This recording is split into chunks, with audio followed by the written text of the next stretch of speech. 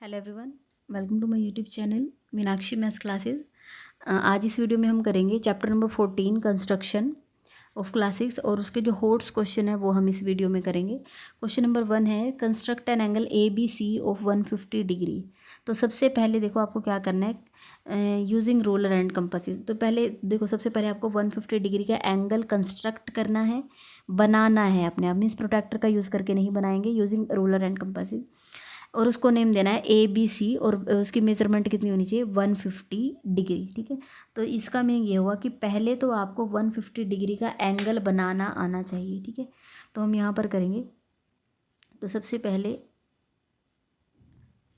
हाँ जी, यहाँ से स्टार्ट करेंगे। यहाँ पर सबसे पहले मुझे कोई भी एंगल बनाने के लिए नीचे रे चाहिए होती है, तो मैं यहाँ नीचे एक रे ड्रॉ कर रही हूँ। ठीक है, क्लियर है। अब हम अपनी कंपास ले लेंगे, यहाँ पर नेम लिख दो इसको, यहाँ इसको ओ लिख देते हैं, इस पॉइंट को मैं ए नेम लिख देती हूँ। ठीक है, अब ओ पॉइंट पर रखेंगे। ठीक है, ओ पॉइंट पर रखेंगे और अपनी कंपास जितनी ओपन करनी है एक बार ओपन कर लो। ठीक है, यहाँ पर रखो और ऐसे आर्क लगाएंगे। ठीक है, ठीक है, ये यहाँ पर कट किया इसने, इस पॉइंट को मैं नेम दे रही हूँ बी। ठीक है, अब आप यहाँ से देखो, आपको पता है अगर आप यहाँ पर रख के पहली आर्क लगाओगे तो वो कितने की होगी 60। ठीक है, यहाँ पर रख के अगर आप दूसरी आर्क लगाओगे तो वो कितने की होगी 120 डिग्री। लेकिन आप यहाँ से देखो, आपको 150 डिग्री का एंगल बनाना है। यहाँ पर ये जो पॉइंट सी है यहाँ से आपका बनता है 60 डिग्री, ये जो पॉइंट डी है यहाँ से आपका बनता है 120 डिग्री। लेकिन आपका 150 मीन्स इससे भी आगे यहाँ पर कहीं बनेगा, है ना। तो आपको 150 बनाना है, तो 120। और अगर आप यहाँ से थर्ड आर्क भी लगा देंगे, यहाँ से अगर आप थर्ड आर्क लगाएंगे तो मैंने आपको सिखाया भी था, थर्ड आर्क का मीनिंग होता है 180 डिग्री का एंगल, है ना। मैंने आपको सिखाया था कि अगर एक सेकेंड, हाँ जी, पहले दिख नहीं रहा था, ब्लरी आया था। ठीक है, सी डी और यहाँ पर ये ई। ठीक है, ये 60, ये 120 और ये 180 डिग्री तक का हमारा एंगल हो चुका है। ठीक है, अब आप यहाँ से देखेंगे ये 120 है, ठीक है, ये 180 है, इनके बीच में कितने का गैप है देखो, यहाँ से यहाँ पर 60 का गैप होता है, यहाँ से यहाँ 60 का गैप होता है और यहाँ से यहाँ 60 60 और 60, 60 प्लस 60 120, 120 प्लस 60 180 तभी बनता है। मीन्स इन दोनों के बीच में कितने का गैप है 60 का। अब आप मुझे ये बताओ 60 का हाफ कितना होता है, 60 का हाफ कितना होता है 30। मीन्स अगर मैं इस एंगल का हाफ करूँगी, ठीक है, इस एंगल का हाफ करूँगी तो ये 30 में डिस्ट्रीब्यूट होगा। 120 यहाँ से ये यहाँ तक 120 और यहाँ से उसमें 30 और प्लस कर दो तो कितना बन जाएगा 150 डिग्री, है ना। थोड़ा सा मैं आपको एक बार और एक्सप्लेन करूँगी क्योंकि आपको हर चीज़ की नॉलेज होनी चाहिए कि क्या चीज़ कैसे आई है, क्यों आई है।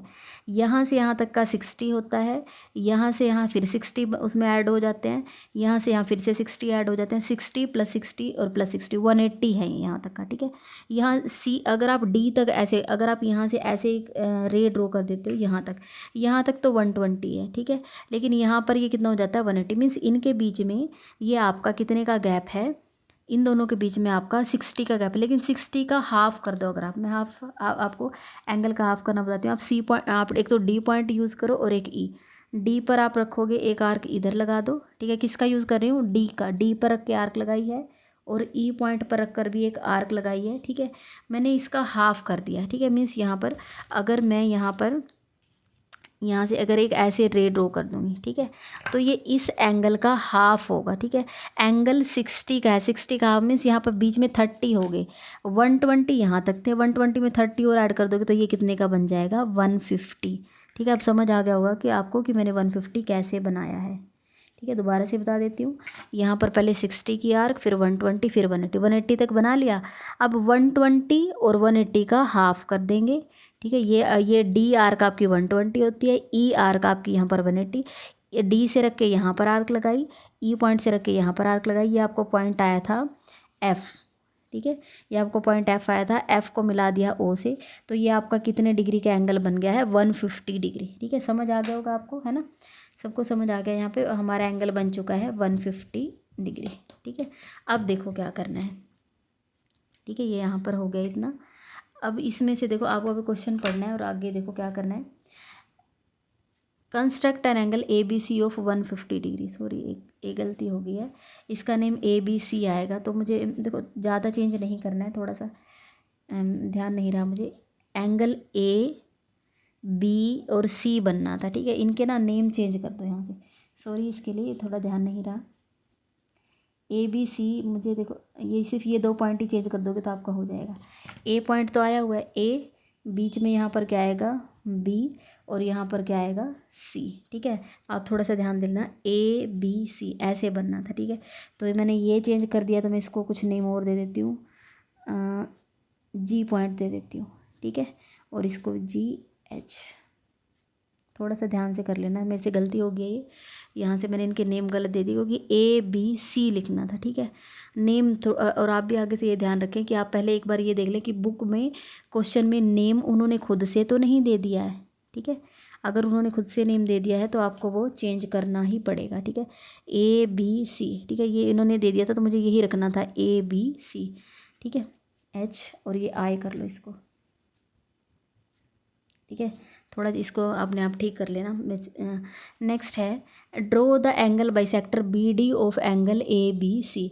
अब आप ये देखो, ये ए बी और सी, ये एंगल बन गया यहाँ से यहाँ तक का, ठीक है। ये इसको भी एक नया नेम दे दो, आई जे, ठीक है, इस पॉइंट को नेम जी। अब इन्होंने क्या बोला है, draw the angle bisector B D of angle A B C. अब आपको इस एंगल का, ये जो आपका 150 डिग्री का एंगल बना हुआ है ना, ये 150 डिग्री है।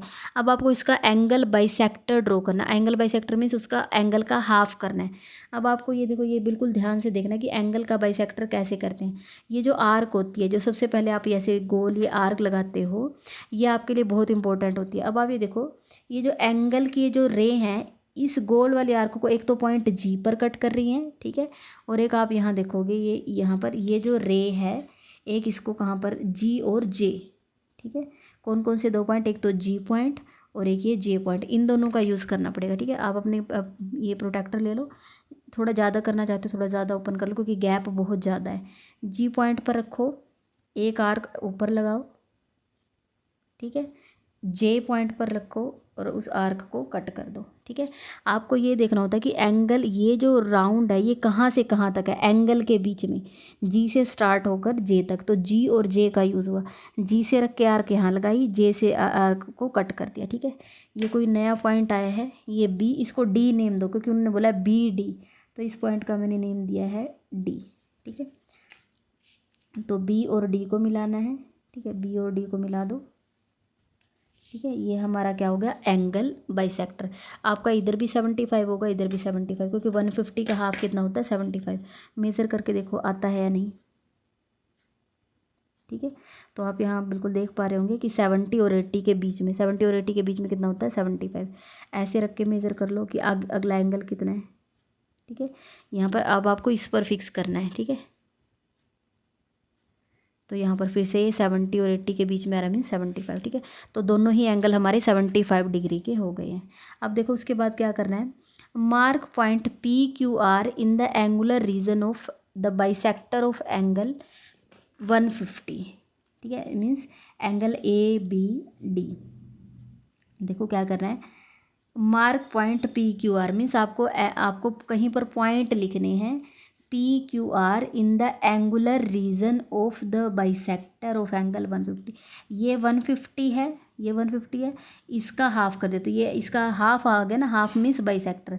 तो ये जो आपका एंगल आया A B D, A B D, ठीक है। मैं इसको छुपा देती हूँ, ठीक है, ऐसे ए बी डी, ये इधर एंगल बन रहा है ना यहाँ पर, ये एंगुलर रीजन। इसमें आपको इसमें आपको कहीं पे भी 3 पॉइंट लेके उनको पी क्यू आर लिखना, ठीक है। मान लो आप यहाँ पर पॉइंट लिखते हो, ठीक है, इसको नेम दे दो पी, यहाँ पर पॉइंट लिखते हो, इसको नेम दे दो क्यू, ठीक है। अब कोई ज़रूरी नहीं है इसी के बीच में, एंगुलर रीजन का मीनिंग क्या होता है, एंगल के बीच वाला स्पेस, ये वाला, और ये बाउंड मीन्स ये एंगल की जो रे हैं, ये भी आप पी क्यू और आर चाहो तो इसके ऊपर भी लिख दोगे तो वो भी ठीक होगा, अदरवाइज़ आप बीच में ही लिख दो, ठीक है। ये मैंने यहीं पर लिख दिया पी क्यू आर, आगे एंगुलर रीजन के अंदर, ठीक है। अब उसके बाद वो कह रहे हैं also mark S T U point in its exterior. S T U point देखो आप कहाँ पर, इससे बाहर ये जो ये तो हमने इसके अंदर लिखे, इससे बाहर कहाँ पर होंगे? देखो ये वाला स्पेस है यहाँ पर, ये तो अंदर है, इसके बाहर मीन्स आप यहाँ पर दिखा दो या आप चाहो तो यहाँ नीचे दिखा दो, ठीक है। तो STU मैं यहाँ पर पॉइंट लिख रही हूँ S, एक पॉइंट मैंने लिख दिया T और एक पॉइंट मैंने लिख दिया U, क्योंकि STU, ठीक है। तो ये आपके आगे है। पहले 150 का एंगल बनाओ, उसका हाफ कर दो, ठीक है। तो यहाँ पर ये ABD इसका क्या होगा? एंगल बाइसेक्टर होगा। एंगल बाइसेक्टर के अंदर तो मुझे PQR लिखने थे और एंगल बाइसेक्टर के बाहर इधर मुझे एक्सटीरियर में दिखाने थे STU। तो इस ये जो एंगल है ना ABD, एंगल ABD के बाहर आने चाहिए, तो मीन्स इससे बाहर यहाँ पर आ गए हैं ST और U, ठीक है। तो यहाँ पर आपका क्वेश्चन नंबर 1 कंप्लीट हो गया है। अगर आपको वीडियो पसंद आई है तो आप वीडियो को लाइक करें, मेरे चैनल को सब्सक्राइब करें और अपने फ्रेंड्स के साथ शेयर ज़रूर करें। ये जो पॉइंट्स मैंने चेंज कर दिए थे इनको आप अच्छे से ध्यान से लिख लेना, ठीक है।